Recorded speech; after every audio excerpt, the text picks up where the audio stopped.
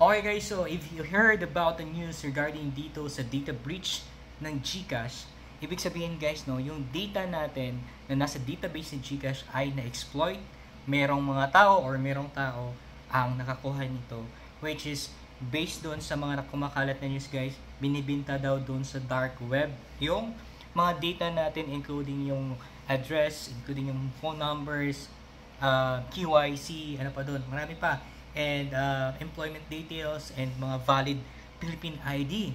So ano bang mangyayari kung nagkakaroon ng data breach?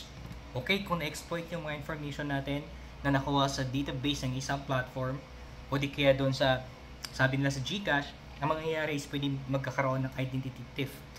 So ibig sabihin guys, pwede nakawin yung identity mo, pwede na ibenta, pwede ka gamitin yung pagmumukha mo or yung information mo for those mga scams.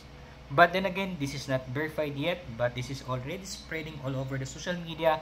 But upon checking guys, no, meron dito na post na article under Sunstar, which is also, meron naman silang explanation regarding dito. Tingnan natin. Okay, it was posted October 27, ayan, no, 27, 2025, and sabi dito guys, no, the National Privacy Commission or NPC urged the public on Monday, October 27, 2025, to exercise heightened vigilance following reports of data leak allegedly involving GCash Incorporated, operator of GCash. A dark web post appeared on Sunday, October 26, 2025, claiming to sell user informations, prompting the NPC to launch an investigation which is ongoing as of Monday, October 27. But then again guys, sabi dito, kasi ito na-post to by October 27, the NPC said that it has not received any official data breach notification from GCash Exchange. So, ayan. Okay, so that's just part of the article. Na parang sinasabi nila ito na walang nangyayari na data breach. But then again guys, hindi pa natin alam if there is or meron or wala.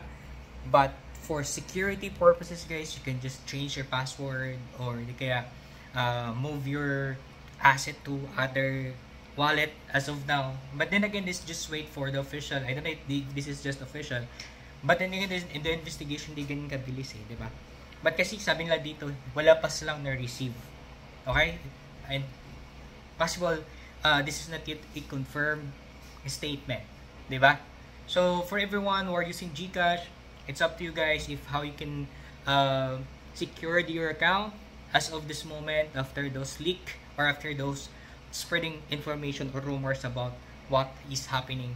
But then again, let's just mas maganda na mas safe kung may mga fan kayo dyan, and make sure na naka-change password and everything guys, including the PIN, and ayan, for more extra security sa mga account nyo.